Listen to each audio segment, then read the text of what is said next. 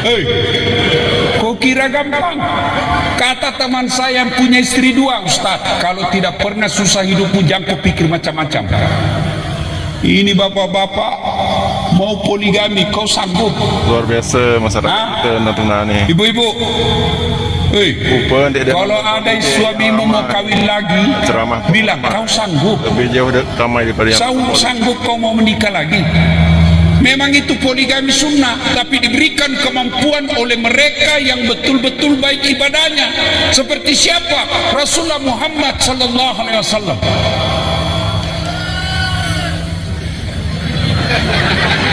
Pasti itu yang sudah terancam. Sekarang kan banyak yang goda-goda saya di medsos. Ustaz, saya janda Ustaz, perlu imam dalam hidupku Ustaz. Maukah Ustaz menjadi imam dalam hidupku? Sebelum maaf Bu, saya bukan imam, saya penceramah. Banyak itu modus-modus begitu. Tapi saya tidak pernah tergoda. Kenapa? Istriku di rumah saya anggap bidadari dalam hidup saya. Masya Allah. Itu istri saya Bu, Mama Nyece. Kalau saya mau pergi ceramah, itu mau subuh kah, tengah malam kah, tidak pernah dia biarkan saya naik mobil tanpa dia antar saya sampai lebih bagus. Dia harus biasa saya malu-malu kalau dilihat tetangga. Sudah itu dia peluk saya sebelum naik mobil. Dia usap dadaku. Ustaz, ridhoi saya Ustaz, ridhoi saya Ustaz. Belum saya tutup pintu, dia cium saya 5 tempat. Allahu Akbar.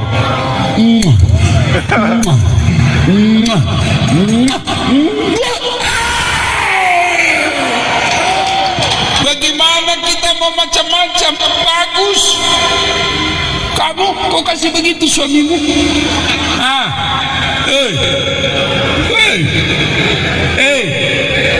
Maka mulai besok kalau kau mau pergi kerja suamimu minta, Pak, sedekah. Tahu tak sedekahnya Nabi kalau mau pergi kerja? Sedekahnya Nabi kalau mau pergi dakwah kepada istrinya. Apa sedekahnya? Dia cium jidatnya istrinya. Maka besok bapak-bapak kalau mau pergi cari nafkah, sedekah istrimu, cium jidatnya. Ingat Pak Bupati ya? Masya Allah.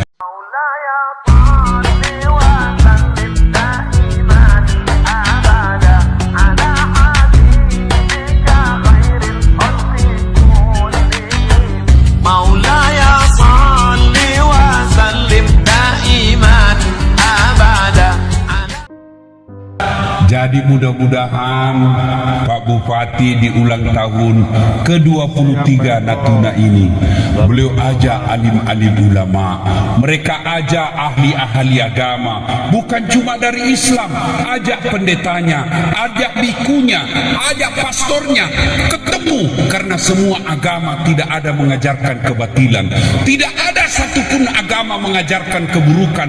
Maka semua tokoh agama panggil mereka, gimana, apa aspirasimu. Yang kedua, kata Nabi kalau mau maju di Kabupaten Natuna, setelah ilmunya para ulama, kata Nabi, biadlil umara, adilnya orang-orang yang ada di atas sini. Tahu sepak bola? Tahu sepak bola? Itu sepak bola bisa rusuh kalau wasitnya tidak adil. Iya, iya. Maka kalau mau maju ini kabupaten, pemimpin-pemimpinnya harus adil. Mau tahu kepemimpinan dalam Islam? Saya kasih contoh yang pernah menjadi presiden, namanya Amirul Mukminin. Kalau Abu Bakar gelarnya Khalifah Rasulullah. Kalau Amirul Mukminin presiden kira-kira kalau sekarang Umar bin Khattab. Umar bin Khattab pernah datang tamunya. Assalamualaikum ya Amiral Mukminin. Umar buka. Waalaikumsalam warahmatullahi wabarakatuh. Silakan masuk.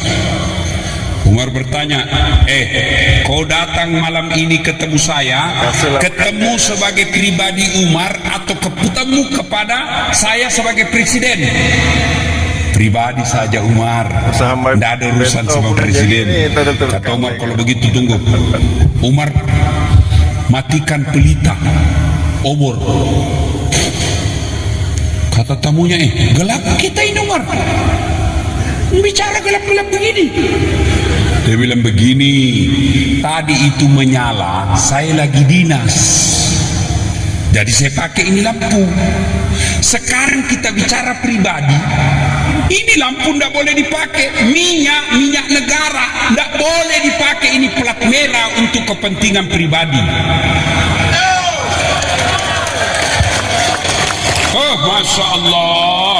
Kalau begini pejabat-pejabat Indonesia, tidak ada plat merah berkeliaran malam minggu, tidak ada plat merah parkir di tempat pijat.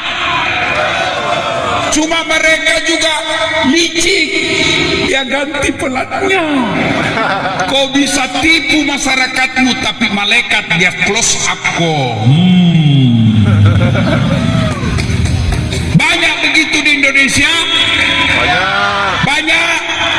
Kalian sebenarnya punya waktu, kesempatan, kemampuan untuk menyingkirkan mereka, orang-orang jahat. Gimana caranya? Jangan kau coblos, selesai. Dia toh cuma ini pejabat-pejabat licik, otak-otak kotor. Dia tahu kelemahanmu. Apa kelemahanmu? Kasih uang. Ini tepuk tangan baru kau semua itu. Mau pilkada wane piro, siap menerima serangan fajar. Maka mereka yang jahat, dia tahu aja, biarkan dia ribut di medsos, biarkan aja. Nanti 2 bulan sebelum pilkada kita siram mereka dengan duit, selesai. Akhirnya apa? Terpilih kembali orang-orang yang tidak amanah. Allahu Akbar. Umar bin Khattab. Mau lagi dengar kisahnya Umar? Coba Umar bin Khattab. Dia sebagai presiden, ya, datang. Ya Amirul Mukminin, ada apa? Ini saya punya tetangga, dia ambil hakku. Siapa memang itu? Lupa tetanggamu. Anaknya gubernur, anaknya Amr bin As. Nah pukul kak. Oh begitu? Iya. Baru siapa yang datang mengadu ini? Yahudi, kaum minoritas di Mekah waktu itu, kaum minoritas di Madinah waktu itu. Amr bin As menjadi gubernur di Mesir. Kata Umar, panggil itu Amr bin As. Panggil Amr bin As, panggil juga anaknya, suruh menghadap saya. Mendetekan lag ataupun datang Amr bin As, hilang. datang anaknya. Umar bertanya, mana itu orang Yahudi yang melapor? Saya ya Amirul Mukminin, non muslim. Sini, ambil ini tongkat, pukul ini, pukul sampai puas. Dipukul anaknya Amr. Sudah itu pukul juga ini Amr bin As, si gubernur. Kata Amr, kenapa saya dipukul? Kamu lalai mendidik anakmu sehingga anakmu otoriter dan berbuat anak pejabat sewenang-wenang. Allahu Akbar. Kalian merindukan pejabat di Indonesia seperti itu? Iya. Masya Allah, pejabat seperti Umar. Bayangkan gubernur disuruh pikul sama non muslim. Kenapa? Karena dia sewenang-wenang menjadi pemimpin. Kalau begini pemimpin Pak pasti maju. Maka doakan Pak Bupati, Wakil Bupati, Kepala Dinas kalian, jangan kau fitnah, jangan kau hasut, jangan kau jelek-jelekkan. Gimana caranya? Doakan mereka, mudah-mudahan bisa menjadi pemimpin yang amanah. Karena tidak gampang jadi pemimpin satu kabupaten. Ada bapak-bapak di sini? Ada? Hei, ada? Jangankan memimpin satu kabupaten, 2 rumah saja dengan istri yang berbeda, kau kira gampang? Kalau suara macam mana? Hah? Jelaskan dia nih. Yang selalu mau poligami nih, hei, hei, kau kira gampang? Kata teman saya yang punya istri 2, Ustaz, kalau tidak pernah susah hidupmu, jangan kau pikir macam-macam. Ini bapak-bapak mau poligami, kau sanggup? Luar biasa masyarakat kita Natuna nih. Ibu-ibu, kalau ada suamimu mau kawin lagi, bilang kau sanggup. Lebih jauh ramai daripada yang sanggup kau mau menikah lagi. Memang itu poligami sunnah, tapi diberikan kemampuan oleh mereka yang betul-betul baik ibadahnya. Seperti siapa? Rasulullah Muhammad sallallahu alaihi wasallam.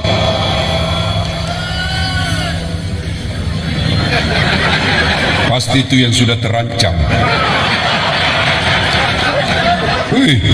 Bu, saudaraku, bapak-bapak, laki-laki, poligami dilakukan oleh Nabi.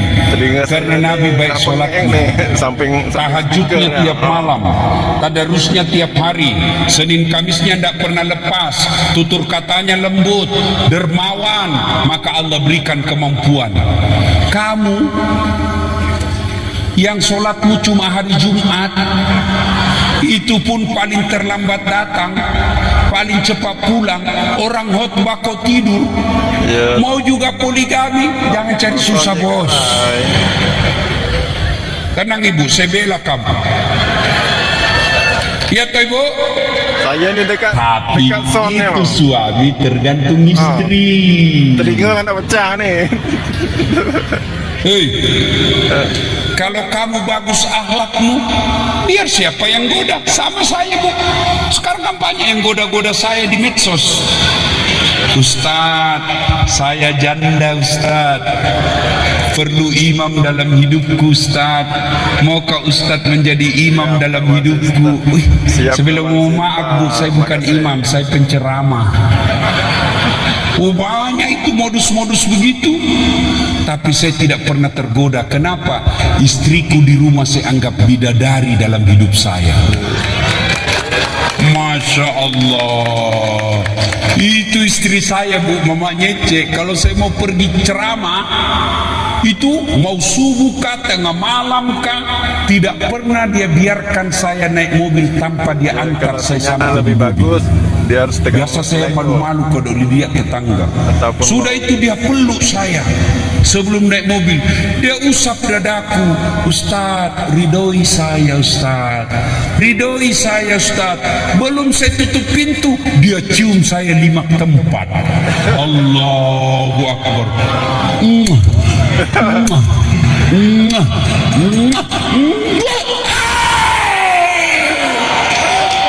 Bagaimana kita mau macam-macam? Bagus. Kamu kok kasih begitu suamimu?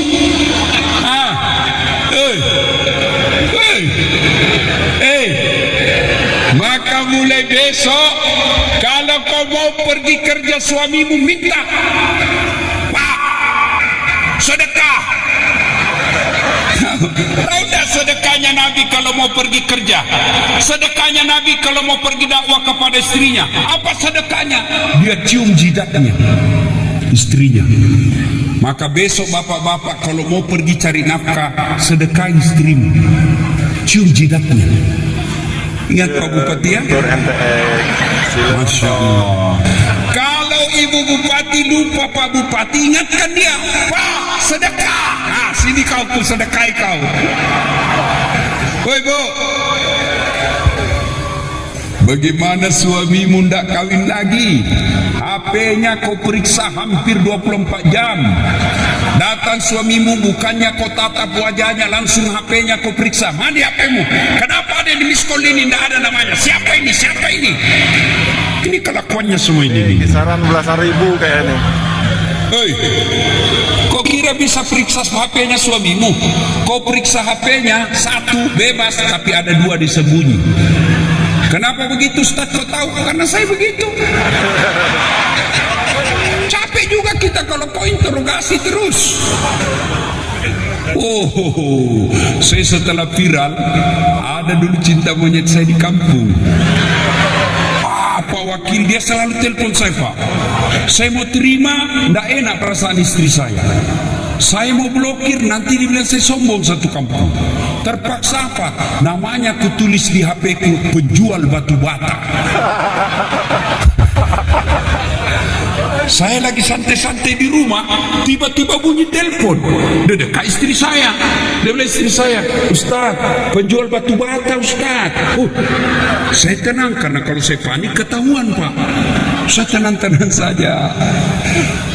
Saya bilang jangan kau angkat sayang, itu penjual batu bata minta tagihan itu. Perempuan kan paling takut sama tagihan. Akhirnya dia tidak angkat, selamatlah saya. Beberapa hari setelah saya pulang ceramah, saya haus. Sayangku, bikinkan saya teh. Dia bilang saya lagi ajar cek ngaji, bikin sendiri sayang. Saya bikin, mana gula? Ada itu di toples, ada tulisannya. Saya ambillah gula, tulisannya gula. Begitu saya coba, asin. Saya pikir lihat tulisannya gula, isinya garam. Saya datangi, kenapa kau tulis gula ini baru isinya garam? Dia bilang, ini HP-mu juga lain kau tulis lain isinya. Sudah tahu ilmunya, Bu? Sudah tahu? Maka sebenarnya suami tergantung istri. Kalau kamu bisa menjadi istri yang soleha, maka dia akan mengatakan, ada bidadari di rumahku. Masih ingatkan lagunya Umi Rama? Setiap keindahan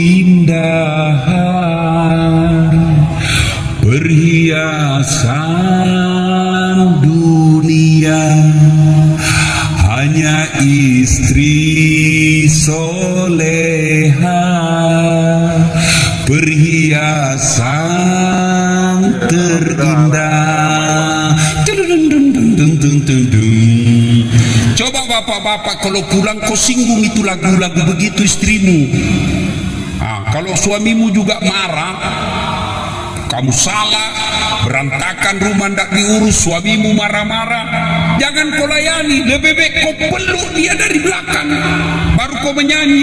Insaflah wahai manusia, bila diriku bernoda. Tenang, masih marah juga kau peluk lagi, lalu kau nyanyi. Bila kamu di sisiku, itu coba, itu Masya Allah. Ibu-ibu dulu kan lagunya bagus-bagus toh, ya. Mungkin Tuhan mulai bosan melihat tingkah kita yang selalu salah dan bangga dengan dosa-dosa. Itu lagu zaman-zaman dulu ibu-ibu. Sekarang lagunya ibu-ibu apa? Putar ke kiri nona, putar lagi ke kiri, sekarang kanan. Apa kau dapat itu kiri kanan Apa kau dapat? Beleng-beleng.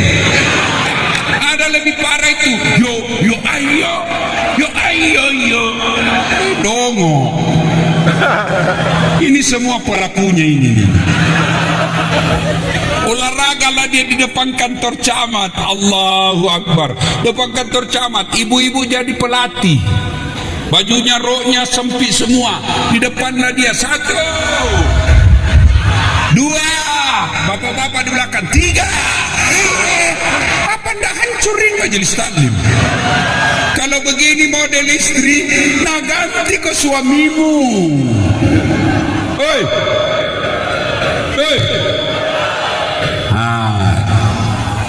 Suami tergantung istri, bapak istrimu tergantung didikanmu. Kamu mau punya istri yang baik tapi kamu tidak jujur, kasar ngomong. Makasih bang. Goblok memang ini perempuan. Kalau ku tahu begini saya tidak nikahi kamu. Apa kata istrimu? Goblok, goblok, kau hamili juga saya. Apa?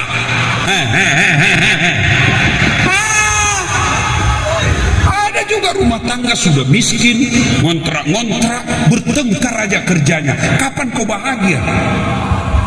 Yang anehnya bertengkar, hamil lagi. Bingung saya lihat ini. Kau ketawa membayangkan diri sendiri toh. Hei, ini tips ini di luar dari ya, Bu. Semua rumah tangga pasti ada masalah. Semua pasti. Bohong kalau ada orang bilang tidak ada masalah rumah tangganya. Bahagia betul rumah tangganya. Dari mana kau dapat? Itu IG-nya Ustadz, fotonya romantis. Namanya foto, palsu-palsu aja itu dia peluk. Masa dia lagi bertengkar dia setting, dia rekam baru dia share di IG-nya, beleng-beleng gitu. Pasti yang bagus-bagus. Jadi jangan, semua orang punya masalah. Apalagi sekarang susah uang, banyak di PHK, BBM naik. Selama kalian berpegang teguh kepada Allah, kecil itu bisa kau hadapi. Bagaimana kami ini yang susah hidup Ustaz? Kemarin kami kerja, kami dapat PHK gara-gara COVID. Jangan putus asa. Satu, jangan ngutang. Ibu-ibu, selama kau tidak ngutang, masalahmu tidak ada. Yang penting bisa hidup di rumah tangga kan, yang penting makan. Tapi kalau sudah ada utangmu, nggak bisa tenang pikiranmu. Maka jangan utang. Datang pinjol, jangan percaya. Kalau perlu lapor polisi itu pinjol. Pinjam 1 juta menjadi 60 juta. 2, jangan ngutang. Yang kedua, jual yang bisa kamu jual. Lemarimu 3, ngapain 3? Kamu bisa tetap hidup tanpa lemari, jual aja 2 lemarimu. Jual yang bisa. Kau punya Honda 3, waktu kerja masih tidak ada masalah, tapi sekarang sudah tidak kerja, jual aja itu. Yang penting anak bisa tetap sekolah. Bu, hoi, tolong ucap sama-sama supaya ibu tidak lupa. Masalah susahnya ekonomi. 1, jangan. 2, jual yang bisa kamu jual. Ya, jangan jual lakimu. Bahaya juga ini bu, lakinya dia mau jual. Kau tidak jual aja dia bisa laku. Tapi kalau dia malas, bau keteknya, kuat makan, siapa yang mau beli?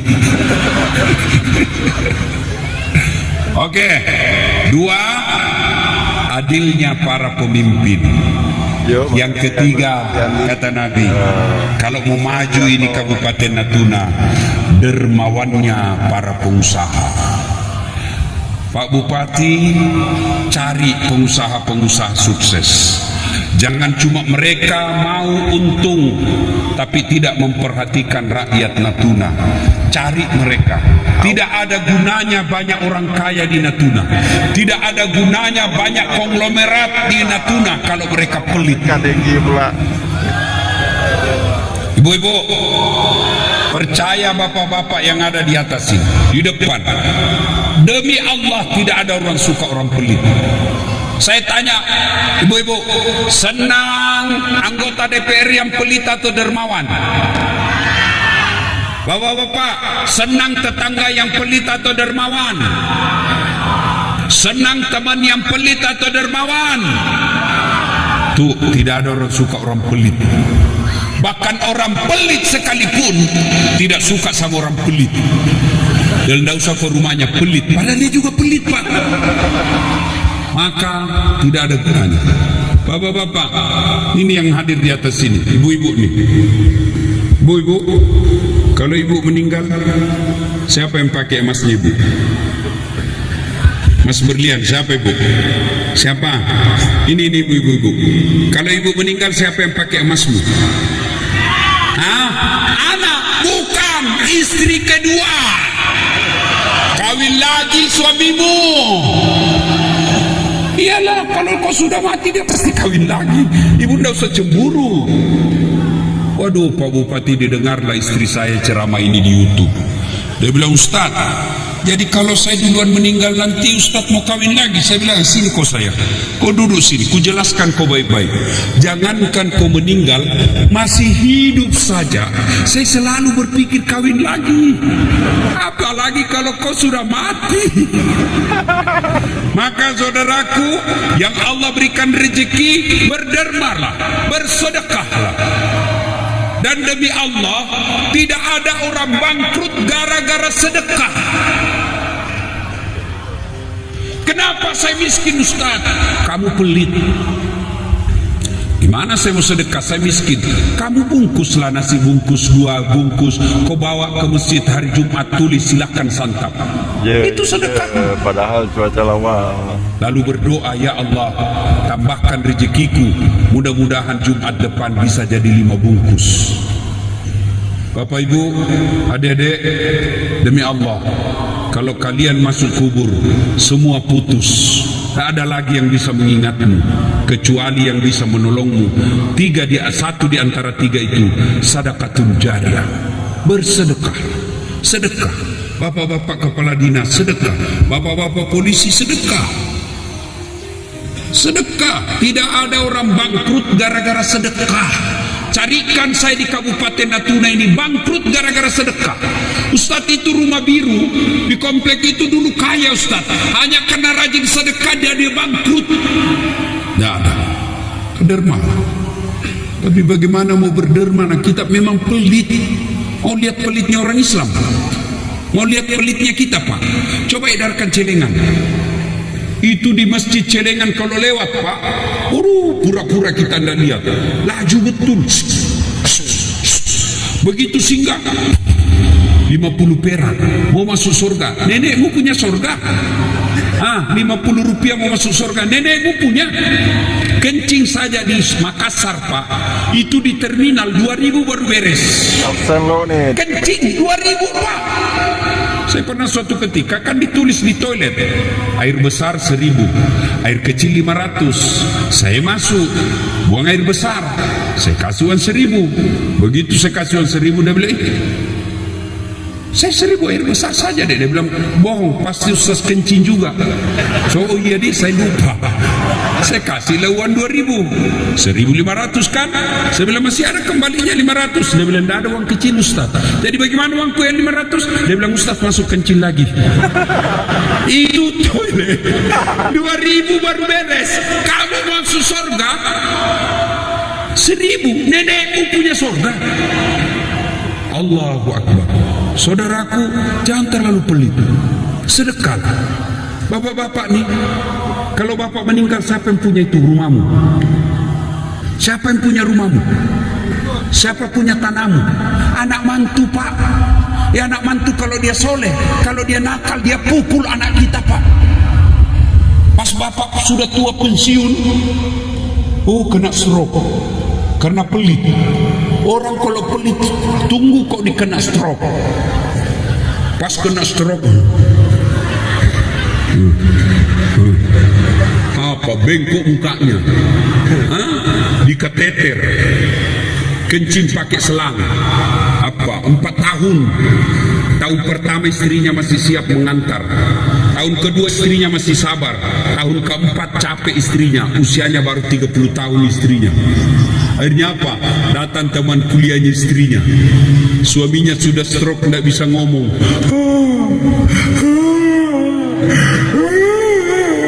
Dia istrinya sama cowoknya pegang-pegang tangan. Suaminya ngamuk ditempeleng. Kau diam kau di situ. Maka kalian yang pelit siap-siap kau kena stroke. Hei.